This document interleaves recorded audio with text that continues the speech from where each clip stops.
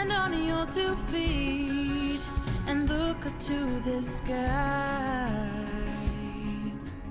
Open up your heart and let your spirit fly. Hi, welcome back to Steppin' Out. This is part 2 of the story of Atticus Firey, and I'm Roger McDiarmid with my host and co-host Bob Noonan, and we're going to talk about, if you heard part 1, you're going to hear the second part of the story. And now I want to introduce you to Atticus, and he's going to pick up where we left off from the last episode. So Atticus, we went through your life, we went through the fact that you rose to the pinnacle, and your kids finally came to you and said, you know, you're too toxic.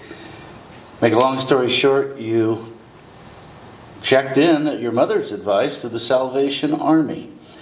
And you went through the whole program there, right?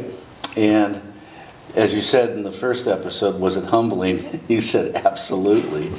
Well, you don't find too many presidents of major corporations at the Salvation Army. What did you learn at the Salvation Army? I learned so much. I definitely learned that we're all pretty much the same. You know, it doesn't matter, as I told some of the guys, it doesn't matter how much money you have or don't have. It doesn't matter your education. It doesn't matter what hood you're from or from no hood at all. This disease is a great equalizer, and we're all in it together. And I learned not only that we all are dealing with the same issue, but there's the same solution that exists as well. And so the biggest thing I learned was that surrendering to Jesus as the Lord of my life was going to have much better results than Atticus's lordship. One of my favorite stories is when General Booth was alive. He's the founder of the Salvation Army in England. And a very prominent pastor from the East was reading all about the Salvation Army, and he had a very successful church, a huge ministry, and he decided that he wanted to become part of the Salvation Army. And he wrote Booth, and Booth didn't respond to him. He took a steamship over there to meet General Booth. And from what I heard in the stories I've read, Booth listened to him and he said, "I can't use you." I said, "What do you mean?" He says, "No, you've been the head of a church. You don't know how to really serve. You have people serving you, and you have a lot of glory there." He was persistent. Booth finally gave him a shot at it. He said the first assignment they gave him was to black the boots, you know, of all the officers. I don't know if they start as private, but they start pretty low, right? Lieutenant. And he was angry, and then he said the scripture came over him, and he realized, if Jesus could wash the feet of his apostles, I can black the boots of these people. That man came back, and he was the first president in America for the Salvation Army. So you go from being served a lot to now you have to serve. Yeah. And being the janitor is just a step below shoe shiner. For 200 guys? Yeah, so that was just a step below the shoe shiner. But yeah, absolutely. It taught me not only to serve, but to absolutely have joy in the service. Before the joy came, though, I had to find survival in the service. And that's where I really learned to surrender, because the program talks about one day at a time. I learned, for me, it was 15 minutes at a time, because it was so brutal at first. Physically, I hadn't done anything for years. Physically and emotionally and all of that stuff, I was like, what is going on? I was in such confusion. It was 15-minute increments.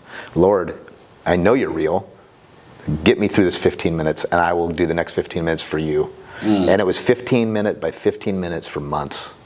And so before the joy, before the breakthrough, the real spiritual awakening came, it was survival in submission and service. And then it turned to be joy in submission and service.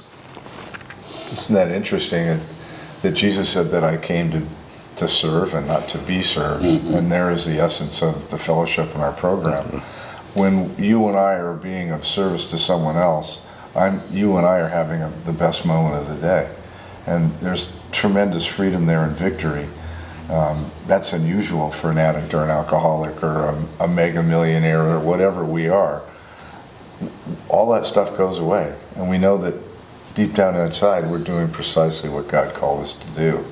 And there's this sense of, I'm home, I'm doing what I'm supposed to be doing, and I have joy, which is not artificial happiness, right? Yeah, so true. You know, Roger and I have talked about this a lot, but I have many friends over the years, you know, working 40-some years with alcoholics, addicts. Some of the brightest guys in the world, I mentioned my dear friend Gary, who passed away, but Gary built all the high-rises in Atlanta.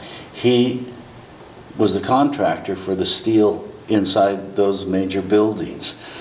And he said when he went into rehab, and I want to get your opinion, he said, I was only there 2 days, and I was telling the doctor I could fix the program. Now, do we all have that kind of narcissism in us? Did that ever happen to you there? Yeah, Where you know, I got some great ideas. It did. And so that was when I first realized nobody really cared what I had to say there. It wasn't about efficiency, it was about humility and behavior modification. So before I was the janitor, I spent the first 30 days. So for 5 months I was a janitor. But the first 30 days, I was working in the warehouse, sorting and processing donations. So it was, you know, you look at this warehouse, all manual labor because it's all addicts in a program doing their work therapy assignment. So of course, having run multiple warehouses and manufacturing plants around the world, I immediately occupied a lot of my time by drawing out How this could be better. workflow, job descriptions, signage on where do you put the signs on the wall. The whole thing lined out. I spent a couple weeks writing out. And what did they do with it? I gave it to them, and they looked at me and they said, looks very thorough, and I'm sure it works well. And they crumpled it up and threw it in the trash. And they said, we've now promoted you to janitor. Go scrub the toilets. So that's what I got out of that deal. But what I did learn, though, You didn't come up with any more ideas Nope. after that. No. What's slower than scrubbing toilets? I don't know. I didn't want to find out. I'll tell you that. But so yeah, it wasn't anything about what I knew. What I knew, my best ideas got me there. So I realized real quick. I'm going to listen. I'm going to shut up and I'm going to listen, and I'm going to do whatever it takes to make sure that I become that dad and that contributor to society like everyone deserved. I think for me, the only time that the humility set in to modify my behavior was when I became teachable. It took a long time for me to close my mouth, and for me to listen and process and then do the right thing at the right time for the right reason was not easy.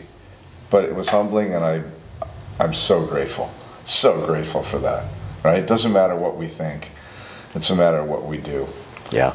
And that's the heart of the essence of the program, which you're learning at Salvation Army. I can't speak enough about Salvation Army. It's a ministry I love to be involved with, and meeting you and being able to work together and watch what God's doing, it's magic.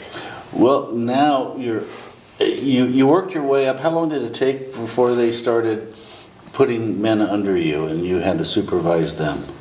Well, when I was in the program, none. So in the program, everyone's equal. Okay. Yeah, I was in the program for 6 months as what we call a beneficiary of the program. Once I graduated, that's when I transitioned, into the full-time ministry. But while I was in the program, there was no management. Everyone's just equal. So they saw this humility build up in you. So, what is the mission statement of the Salvation Army? Well, the overall mission of the Salvation Army is to not give people a handout, but a hand up to all those without discrimination under the lordship of Jesus Christ.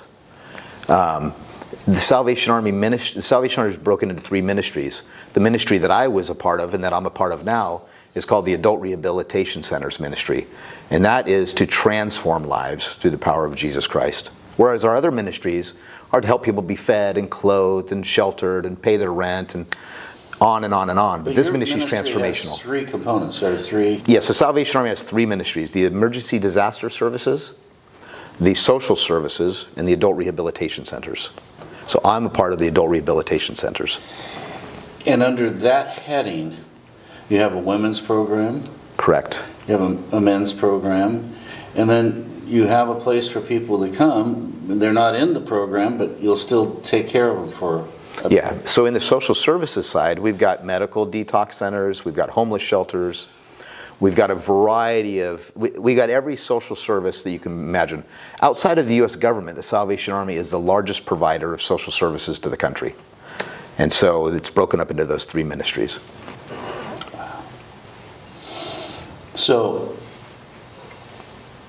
at what point, did they approach you or did you approach them about working for them? So they approached me. So every center is run by You must have done a good job in the bathrooms. Yeah, well, they approached me because of quite frankly, he said God spoke to him. And so the person that ran Anaheim at the time, after I graduated, I went back home to Newport Beach. And I wasn't sure what I was going to do, to be honest with you. And I got a phone call from the Anaheim leader, and he said, hey, how would you consider being our intake coordinator? I said, well, I've never thought about it before. I mean, I'm going to pray about it, but sure, I mean, the thought of helping someone else get the help that I got, that's priceless. He goes, well, obviously, we don't pay anything. I said, well, I don't care about the money. It doesn't matter what you pay. Let me pray about the opportunity. And I told him I'd pray for 3 days, but the first night, God made it abundantly clear to me. You need to be the intake coordinator, because the intake coordinator, once you open that door, here's someone trying to get help, and here's the intake coordinator. And I never saw it visually, but I knew right there, that's the front line of the battle. There's the devil, and here's the Lord fighting for that soul. And I thought, I can participate in that? And I said, absolutely. So 3 days later, I started work for $18 an hour at 50 years old, 51 years old, $18 an hour, and never felt more fulfillment in my entire life. Now you've transitioned to another job now, right? Yeah, so I did that for 8 months. And that was at the Anaheim Center. Right. But our headquarters is in LA. And under that, we command 18 of those centers and a variety of other transition houses and some other things. And the commander of our headquarters actually caught wind of my involvement in the Salvation Army and asked if I would join his team in donations development, helping secure more resources so that we can actually expand this ministry. And so 8 months after joining as intake coordinator, I then went to work for our headquarters in LA. It's marvelous to see the hand of God work like that, right? I could have never scripted They it. could have never found a better person, more qualified and willing than you in that position.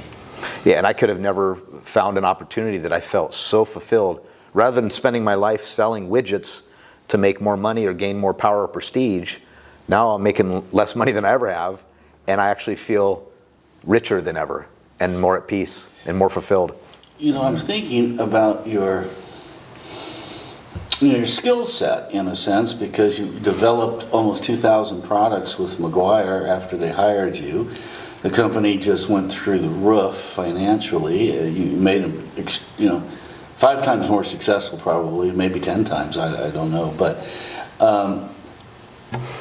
you used the money it was already generating there, so you didn't have to go procure more money. So isn't this something new for you? At McGuire's? Yeah. Yeah, well, so we grew so fast that we did need extra capital. Oh. And that was part of my task as well, is identifying how we're going to fund that growth. And so by bringing on a private equity fund that bought half the business, we were able to fund the growth until the transition to 3M.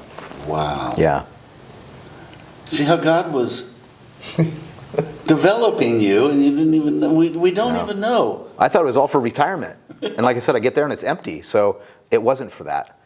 As a matter of fact, God gave, yes, it was absolutely for this. And if you want, I'll explain how I know that through a visual. Okay. Please. Yeah, so God gave me a vision. So when I decided to take the job at our headquarters in LA, the headquarters for the territory is up in Palos Verdes, up on a hill, right?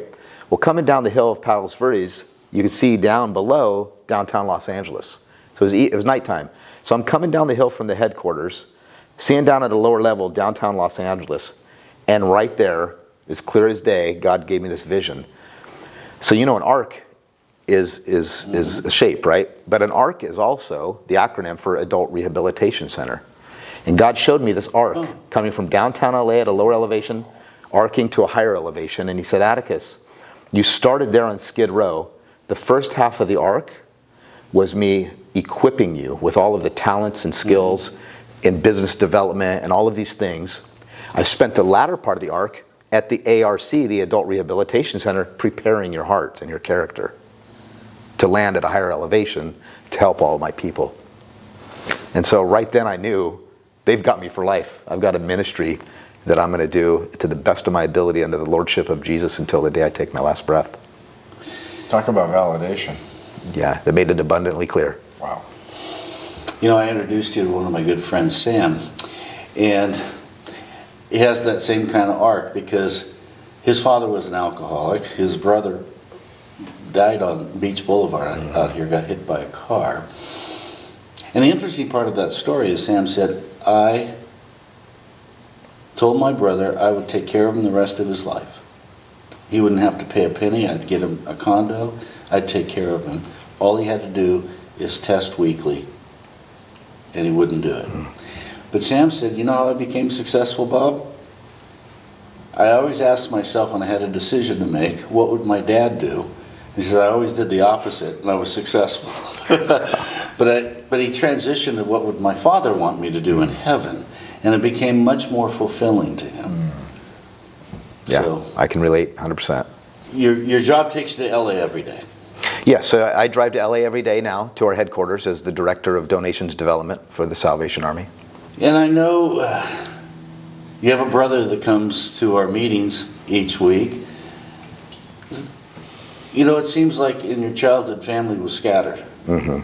And it just appears to me, and I know Roger, that you and your brother have an extremely close, loving relationship. We do. And of the 11 siblings, counting, you know, all the different families that I belong to, he and I are the only ones that have, from childhood until now, remained close. I would only see him 1 month a year. So, you know, for my whole life, I only saw him, I think, a collection of a year until we're adults. But we've always maintained a very close relationship. He's the only member of my family that hasn't ripped me off or hasn't done something to betray me. So we're tight. But his story is a whole nother situation. But yeah, he now works at the Salvation Army as well. He went through. He didn't. No, he didn't go through the program. Oh. He literally got sober by God visiting him and telling him to get sober and gave him the power to do so on a pot farm in Oregon. Which is where I grew up. Something about full circle, Oregon. huh? Yeah. Yeah. Wow. Interesting. So that was your dad's pot farm then, right? Growing up it was, Yeah. but not when my brother Paul lived up there. He lived with his friend. My dad had passed away. I see. Yeah. We don't ask what the future brings because, you know, Jesus says, you know, we don't know. We can say we're going to go here or there, but we don't know what tomorrow brings. Life is but a vapor. We're here one moment, and so we live one day at a time. And in doing that, we're heading into Thanksgiving. You talked about the arc of your life. I imagine you have a gratefulness list that's a mile long. Yeah, it's a few miles. Yeah, I am grateful for everything. Excuse me. Even the rock bottom, I'm grateful for because I would never have seen the spiritual growth of my kids if I hadn't gone through that. There's another level of intimacy with me and my kids because they see a real human instead of just one that succeeded against all odds that in their minds maybe they could never achieve. I don't know. But they're seeing a lot more of a relatable human being to them. But I'm also grateful for it because now I can actually take all of the things that God has blessed me with and turn it into good instead of into pleasure, which is a fleeting lie. You have meaning. 100%. You know? I mean, I think like this, Bob. I think, how could I ever, on paper, how could I ever be excited about spending 3 hours a day on a freeway to make less money than I've ever made to not be in charge?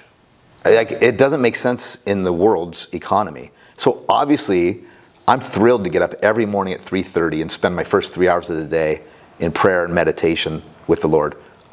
You couldn't pay me enough to do that before. I'm thrilled to get on the freeway. I'm thrilled to go and submit to authority at Salvation Army. And I'm thrilled to be volunteering often at nights with people who had the same issue I had. And so the only way that makes sense is because God has put that joy into my heart. Many people would have walked out of Salvation Army when you walked in and said, I can reorganize everything. And your graduation from that was to go scrub toilets. Mm-hmm. But because you humbled yourself as we see in the Old Testament from Joseph and all the people that said, you know, they meant it for evil, but God could use it for good. And now you're in a place where I think because of your humility and knowing you, they do listen to you and listen to the fact that God has worked in your life and developed you into carry. Roger, I just want to transition before we have to leave is there are people out there, most every major city in America has a Salvation Army, right? Mm-hmm. Yeah, we have 6,900 centers across the country. Is that all? You know, we're coming into Thanksgiving. What impresses me, Roger, so much about the Salvation Army, because I looked this up, they are at the very top of most all Christian organizations about the money they take in and how it's used. They don't have high payrolls, as Atticus just said. That 95% of the money that comes in goes to the homeless and the recovery and, you know, paying for facilities. Yeah. It's knowing that, because I think Salvation Army and Samaritan's Purse are probably the two greatest organizations in America. If somebody's watching right now, and maybe they've been blessed by the Salvation Army, maybe they want to give a donation for somebody that's on the streets, and what a wonderful thing to do is support this Christian organization that's been around, what, 160 some years now? Yeah. Yeah, it's 1865. Yes. Okay. How can they make that donation if they want to? Well, they can go online and look up Salvation Army Adult Rehabilitation Centers. So there's a way to do it online? Absolutely. Isn't that awesome? Rod, you want to close us out here? We've kind of run over here, but this is such a wonderful story of God's redemption. And you know, the Bible says he chooses the lowly to confound the wise. And that doesn't mean Skid Row lowly, it means humble. And Atticus, I'm just blessed to know you, to know your story, and know the impact you're having in that community. What an amazing story to usher in this time of Thanksgiving for all of us. I mean, clearly you and I and all of us are gathered together here with gratitude beyond words, and to explain how if you come to the Lord, he will use you in a way that is beyond your wildest imagination. Mm-hmm. And the joy and the peace that you'll have creates this tremendous gratitude and thanksgiving. So I encourage you all to be thankful to the Lord for whatever you have. And if you think you're missing something, then challenge the Lord to help you find what you're looking for. One last thing that I think both of you can address to our audience there is, may have a mother or a father in their adult son or daughter is on the street using, and they feel helpless. You know, we've all got to that place where we're helpless. People have made us helpless to help them. What would you say to those that are suffering because they love their loved one so much, but that loved one is not listening? Well, what I would say, just from personal experience, is that God loves our children even more than we love them. Mm. So as much as you may be heartbroken, he's heartbroken even more. But the good news is, he is so merciful and so full of grace, he will allow all of these tenuous circumstances to happen in their life in order to draw them near. I think of the end times. Those aren't end times of an angry God. Those are end times of a merciful God to bring devastation and destruction such to draw us nearer to him. So I would have faith and hope that the Father above, the real Father, is allowing these things to happen for his ultimate purpose. Okay. Pray and keep praying. Pray without ceasing for your loved ones. God listens to every prayer and he answers every prayer, but he doesn't have a time clock and a calendar and a schedule like we have. So keep praying, because he answers. And don't be alone. Go to groups where other people are struggling with the same thing. Al-Anon's a great place. Right? Find support groups. Al-Anon's a great place. Your church community's got fellowships that you can join into. Get into small groups and life groups. You'll find peace and solace, and you'll find people that are dealing with the same life issues that you are. God loves you. He loves your kids. He's got a plan, and it will happen. Just keep praying. All right.